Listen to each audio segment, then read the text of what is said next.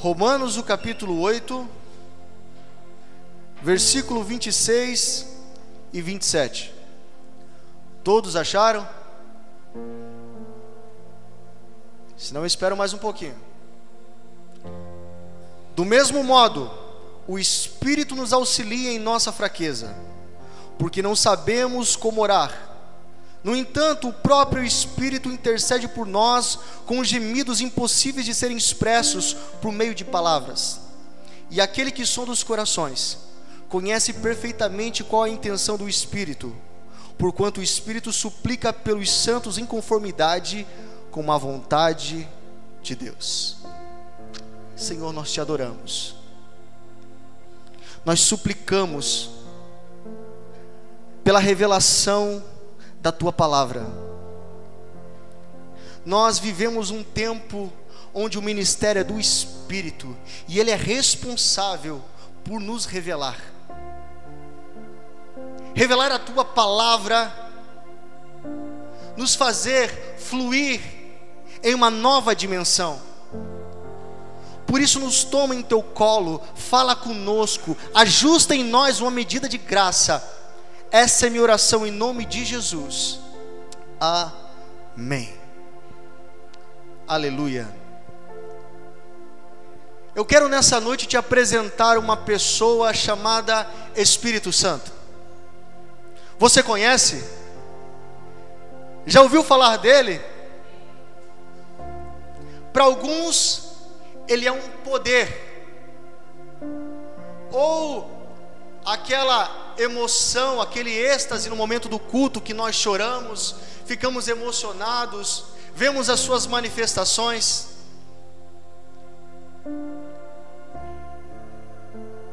O Espírito Santo não se resume ao seu poder. Poder é aquilo que ele confere. O Espírito Santo é uma pessoa. O Espírito Santo é Deus. E como pessoa ele tem sentimento. Ele fica triste, ele se alegra. O Espírito Santo estava presente na criação, lá em Gênesis, o capítulo 1, quando diz: no princípio criou Deus o céu e a terra, e o Espírito de Deus se movia sobre a face das águas. O Espírito Santo estava presente na criação do homem, lá em Gênesis, o capítulo 2, quando Deus formou o homem do pó da terra, e era somente um corpo. Então Deus sopra o seu Espírito dentro do homem, e ele se torna alma vivente. Significa que o homem só tem vida por causa do Espírito de Deus, por causa da vida de Deus. O Espírito Santo, ele tem sido a pessoa mais desprezada em nossos dias. 2 Coríntios, o capítulo 13, o versículo 14, fala: a graça de Jesus, o amor de Deus e a comunhão do Espírito Santo seja sobre todos vós. Lembra da bênção apostólica? Nós entendemos sobre o amor de Deus. Lá em João capítulo 3, versículo 16 diz: porque Deus amou o mundo de tal maneira que entregou o seu Filho para todo aquele que nele crê, não pereça, mas tenha a vida eterna. Então o amor é conhecido. A graça de Jesus também.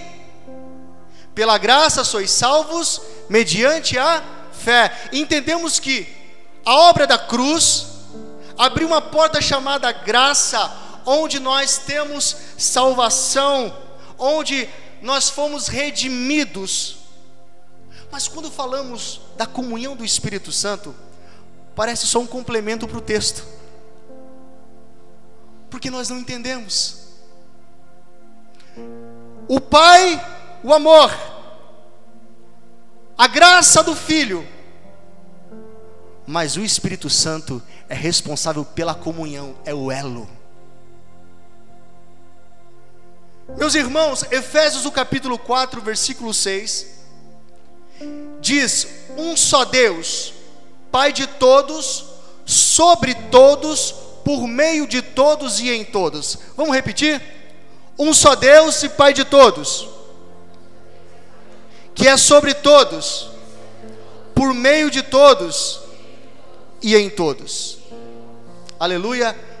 As três manifestações de Deus: Deus sobre todos, o Pai, aquele que está exaltado acima de tudo e de todos, aquele que tem todo o poder, aquele cuja face homem nenhum viu. O Deus por meio de todos, Jesus, o Filho, o Verbo que se fez carne e habitou entre nós, nos salvando, nos trazendo a sua graça. E agora temos o Deus em nós, o Espírito Santo. João capítulo 14, o versículo 17 diz: e o Espírito da verdade que o mundo não pode receber, porque não o conhece e não o vê, mas nós o conhecemos, pois ele habita em nós. As três manifestações de Deus: o Pai sobre todos, o Filho por meio de todos, nos propiciando a salvação, e o Espírito Santo habitando dentro do homem. Aleluia! Não são todas as pessoas que têm o Espírito Santo. Acabamos de ler: o Espírito da verdade que o mundo não pode receber. Então não são todos. Ele vem exclusivamente para aquele que recebeu a Jesus. Entende? Esses dias eu assisti um programa onde uma cantora gospel estava dizendo: todos têm o Espírito Santo. Precisa colocar uma vírgula: todos que receberam a Cristo como Senhor e Salvador. Só pode ter o Espírito Santo, só pode ter o Pai aquele que entende que o Filho nos libertou pela obra da cruz. Só pode ter o Espírito se tiver o Filho, porque os três testificam. A obra do Pai começa criando e estabelecendo tudo. Passa o tempo e agora chega o ministério de Jesus.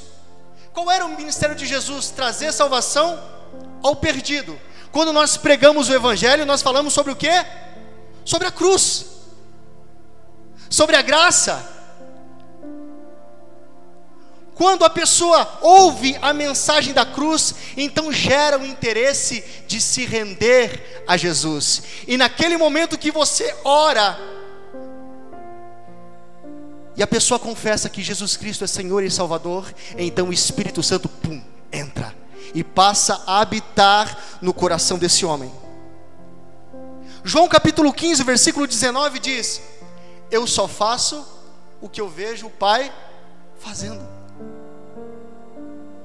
Depois que Jesus foi crucificado, que ressuscitou, começou o ministério do Espírito Santo. E qual é esse ministério? Glorificar a Jesus, convencer o homem da obra da cruz. Perceba que o Pai cria e estabelece, o Filho glorifica o Pai. Acaba o tempo do Filho, agora começa o ministério do Espírito Santo, glorificando a Jesus. Olha a plena comunhão entre os três. Quando você nasceu de novo, o Espírito Santo veio habitar dentro de você. Mas muito mais do que morar, Ele quer se relacionar. Ele quer desenvolver um nível de intimidade. O Espírito Santo não estava à procura de uma casa e de repente encontrou você. Não. Ele quer habitar e transformar a sua vida, transformar a sua identidade na identidade de Cristo. Mas para que alguém tenha um relacionamento íntimo, essa pessoa precisa conhecer sobre o gosto da outra, conhecer sobre os seus sentimentos, o que ela gosta, o que ela não gosta, o que a faz feliz, o seu caráter, a sua personalidade. Senão, se eu não me inteirar, não tem como dizer que eu sou íntimo dessa pessoa. É o mesmo. Eu sou um pastor, essa é a minha missão. Se alguém quiser jogar bola comigo, fazer um monte de outras coisas, mas desprezar a minha missão, então essa pessoa nunca poderá ser íntima minha,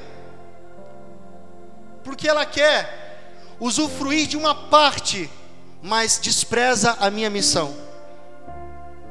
Se ela disser, olha, eu quero ser teu amigo, eu quero caminhar contigo, mas eu não quero que você fale de igreja e de Deus, tem como existir um relacionamento profundo? Uma intimidade? Não tem. A missão do Espírito Santo não pode ser desprezada. Não adianta eu querer ter a pessoa dele, mas não entender a sua missão. Eu quero o seu poder, mas eu quero parar por aí. Eu não quero conhecê-lo. Porque, meus amados, o poder do Espírito, a unção você sente, mas a presença você conhece, a glória você conhece. Então o que nós sentimos aqui é o poder de Deus, mas o relacionamento com o Espírito Santo o faz conhecê-lo, o faz ter intimidade com a sua glória, com o seu caráter. Você só pode conhecer Jesus por meio do Espírito Santo. Ele é responsável por revelar a Jesus. João capítulo 15, versículo 26 diz: quando vier o Espírito da verdade, Ele dará testemunho a meu respeito. Que coisa tremenda. Significa que o Espírito Santo, Ele prega dentro de nós. Existe uma ministração. A palavra do Senhor diz que o Espírito testifica ao nosso espírito que somos filhos de Deus. Ou seja, Ele habita no teu espírito. Então, o testemunho é dizendo: você é filho de Deus. Continua, persevera, prossiga. Você não foi feito para isso. Quando nós queremos sair do prumo, então esse testemunho interior ministra ao seu espírito dizendo: a tua nova identidade não comporta mais isso. João capítulo 14, versículo 26 diz: Ele vos ensinará todas as coisas e vos fará lembrar das minhas palavras. Quem que é responsável por ensinar nessa dispensação? Diga comigo: o Espírito Santo. Ele que é responsável, Ele que te faz lembrar sobre as palavras ditas por Jesus. Às vezes eu quero lembrar de um versículo e eu fico: Jesus, Espírito Santo, me faz lembrar desse versículo. De repente um flash acontece na minha mente e eu lembro, porque essa é a responsabilidade do Espírito, é te fazer lembrar, é crescer, a palavra dentro de você, é frutificar. A pessoa que não tem o Espírito Santo, ela só vê Jesus como um personagem, somente a Bíblia como um livro histórico. Sabe por quê, queridos? Um filósofo, um teólogo que não nasceu de novo, que não é crente, ele conhece sobre a letra. Então ele sabe, como um estudioso, profundamente as Escrituras. Mas quando vai falar não tem propriedade, não tem autoridade, porque não tem revelação, porque não tem o Espírito da revelação. Então só fala vê Jesus como um homem bom, vê a Bíblia como uma regra de conduta moral, mas não como poder de Deus. Eu estava vendo uma reportagem, e lá tinha um filósofo conhecido, e ele estava falando sobre a Bíblia, e eu vi muito conhecimento, mas pouca autoridade. E o Senhor me tocou e disse: ele não tem unção do Espírito. Por isso ele conhece a letra, mas não tem intimidade com a minha vida. Em contrapartida, eu tive a oportunidade de conhecer uma senhora chamada Amélia, onde nós caminhamos por 12 anos. Todo mês eu estava na casa dela. Ela não sabia ler direito, mas quando ela abria a palavra do Senhor, parece que as letras brotavam. Ela não tinha conhecimento de estudo, mas ela tinha uma coisa: a revelação do Espírito Santo. Quando ela lia, algo acontecia, e ela dizia: pastor, eu fiquei com um versículo só. E um dia ela me falou a respeito de um versículo, parece que tinha mensagem para um ano inteiro. Sabe por quê? Porque Deus capacita os pequeninos. Não é porque você pode, é porque você precisa. Precisamos sair desse lugar raso. O Espírito Santo é o Espírito das profecias. Então, se eu tenho o Espírito Santo, eu preciso mergulhar naquilo que me pertence. Ele vai revelar a você. Não existe vida cristã sem a comunhão do Espírito Santo. Comunhão fala de comum união, fala de tê-lo, de compartilhar com Ele. O ministério do Espírito Santo é convencer o homem do pecado, da justiça e do juízo. Mas convencer não é abrir a cabeça, fazer uma lavagem cerebral. Tem muita gente que quer usar força. Já viu aqueles que estão caminhando e estão recebendo de Deus?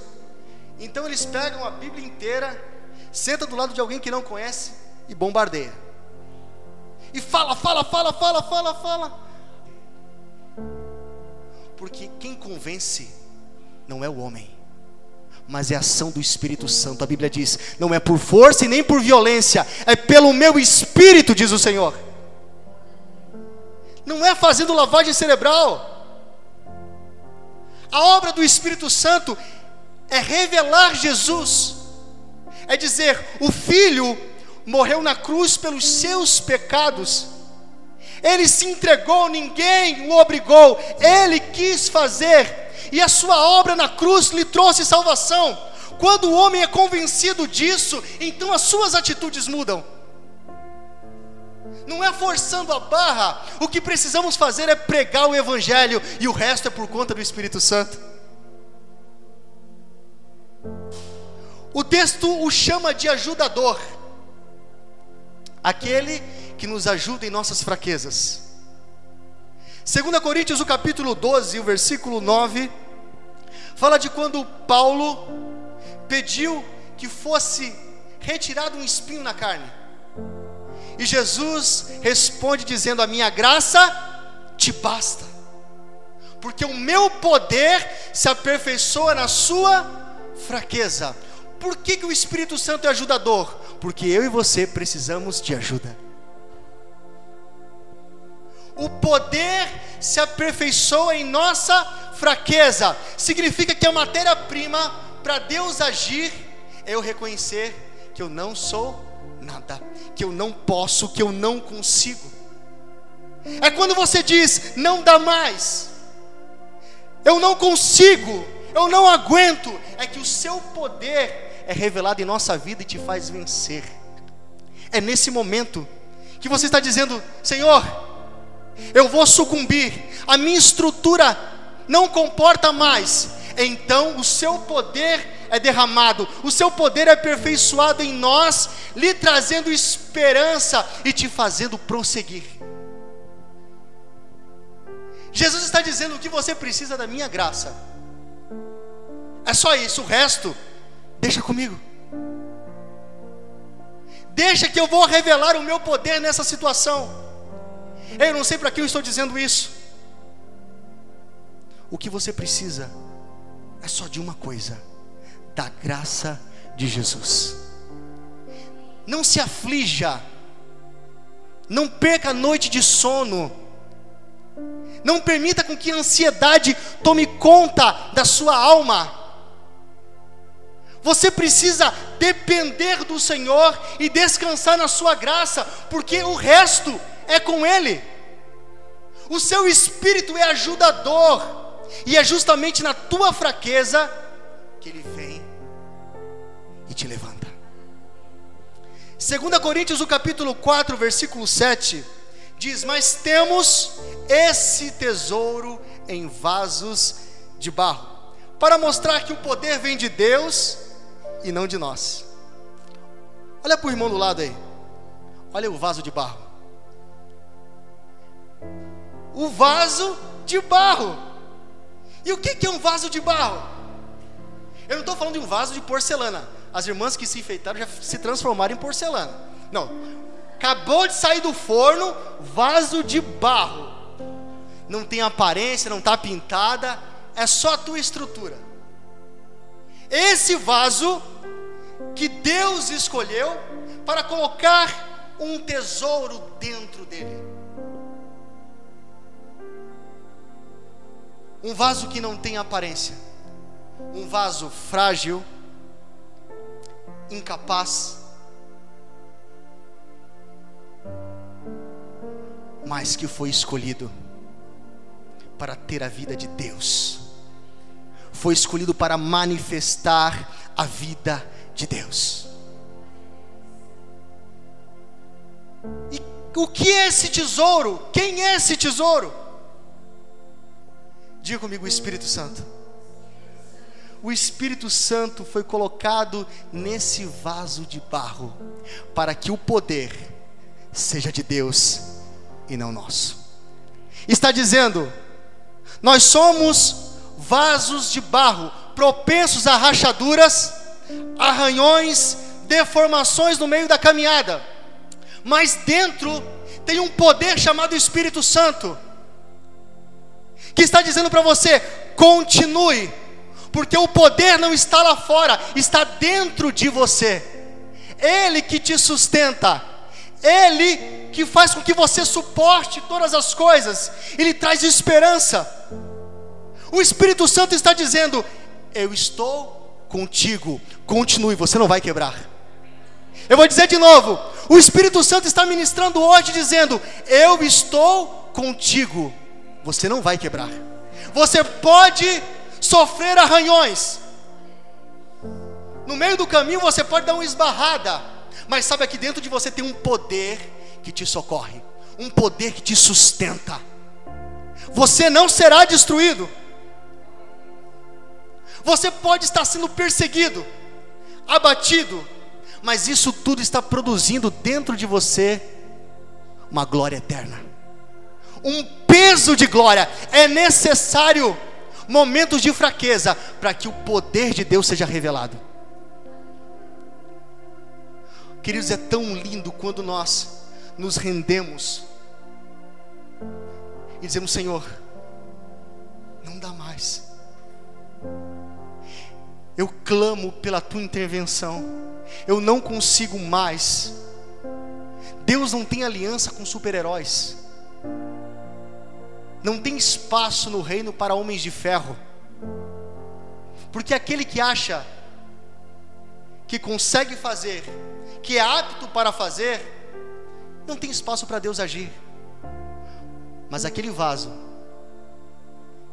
que está sendo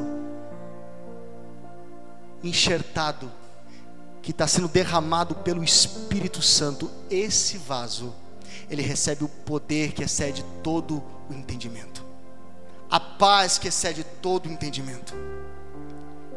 O homem natural, ele crê na proteção que está lá fora,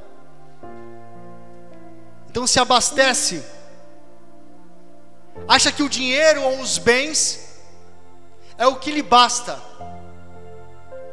Mas o homem espiritual, ele crê no poder que foi colocado dentro dele.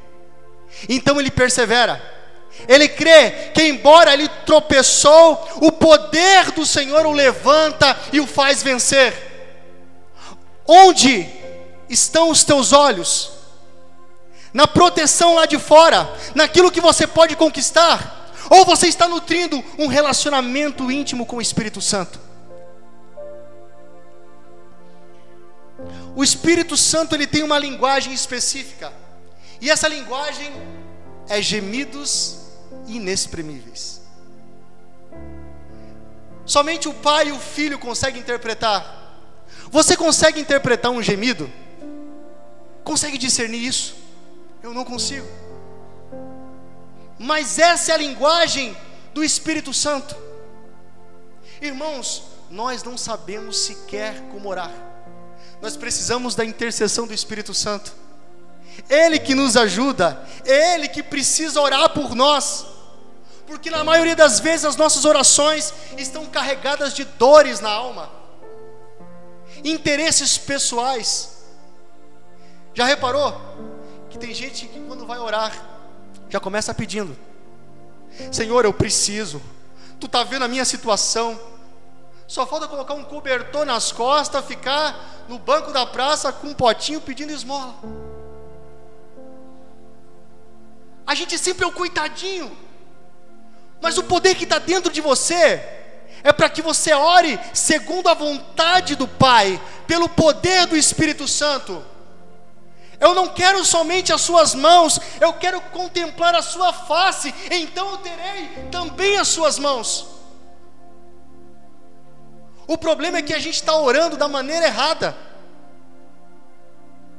A nossa oração deveria ser: Santo, Santo, Santo é o Senhor dos exércitos, e toda a terra está cheia da Tua glória. Senhor, eu confio em Ti. Eu não entendo tudo o que está acontecendo, mas eu descanso no Teu amor. Tu é Pai, e Tu sabe o que eu preciso. Então, porque nós somos debilitados na hora de orar, o Espírito Santo precisa interceder por nós. A Bíblia diz em Mateus, o capítulo 7, versículo 9 e 10: Qual de vós, que se o filho pedir um pão, lhe dará uma pedra? Ou se pedir um peixe, lhe dará uma cobra? Meus irmãos, na maioria das vezes, nós estamos achando que estamos pedindo um pão, mas é uma pedra. Achamos que estamos pedindo um peixe, mas é uma serpente que está prestes a nos picar. E aí nós começamos a reclamar. A oração se torna uma murmuração: Senhor, Tu não está me ouvindo. Eu já pedi, eu já clamei, mas a oração está fora do princípio. Eu estou orando com a minha alma, com as minhas emoções, aí já entra a carne e já bagunça tudo. E Deus está dizendo: você está me pedindo o que você não entende. Eu sou Pai e sei o que é melhor para você. Eu não vou te dar uma cobra, eu não vou te dar uma pedra.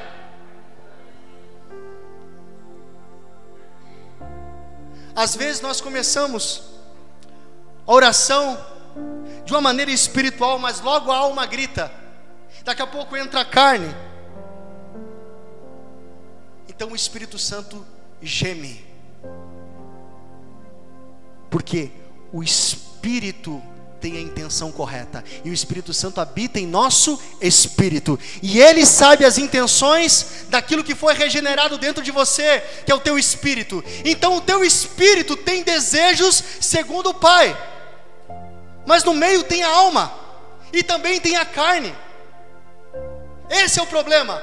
Então o Espírito Santo intercede segundo a vontade do Pai. Então quando você for orar, você precisa passar a dimensão da carne, a dimensão da alma, e orar no Espírito.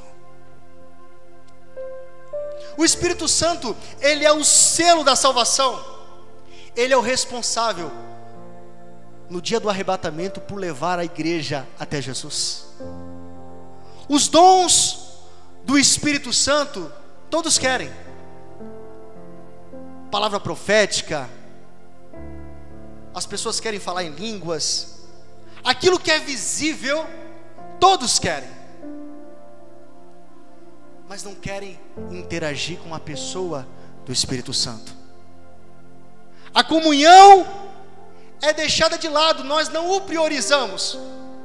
Queremos o seu poder, mas não a sua pessoa. Meus irmãos, o Espírito Santo ele é sensível. Se você o desejar, ele virá. Se você priorizar ele, então as coisas irão mudar na sua vida. Esse momento que estamos vivendo, desde que Jesus foi assunto aos céus, ele disse: eu enviarei o Consolador, aquele que vai ministrar, aquele que vai cumprir a minha obra. Emanuel é Deus conosco, Ele está aqui, Ele está no meio de nós. Não podemos mais correr somente para o poder. A pessoa do Espírito Santo não pode mais ser desprezada. Ele está intercedendo, Ele está mudando a nossa estrutura. Essa é uma noite de voltar e dizer: Senhor, eu não tenho sido aquilo que o Senhor me chamou para ser. Eu não tenho o relacionamento com o Espírito Santo que o Senhor me chamou para eu ter. Então eu preciso me aprofundar, eu preciso clamar. Meus queridos, se você clamar, Ele vem. Se você se entregar, Ele virá. Mas você precisa ter interesse pela sua missão, pela sua obra. Senão é algo vago. Senão nós só vimos a igreja. Eu vou para a igreja. Chegamos na igreja, acontece o culto ritualístico. Eu vou para casa, mas nada muda. Por quê? É só a religião impregnada, mas não tem a comunhão do Espírito Santo. Você já foi alcançado pela graça, agora nós precisamos manter esse elo, a comunhão do Espírito Santo.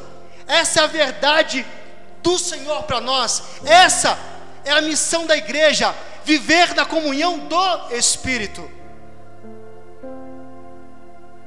Senão eu vou falar algo sem propriedade. Já percebeu que tem pessoas que falam de Jesus, mas porque não tem a comunhão, são palavras jogadas ao vento, não produz nada. Porque o responsável por convencer é o Espírito Santo.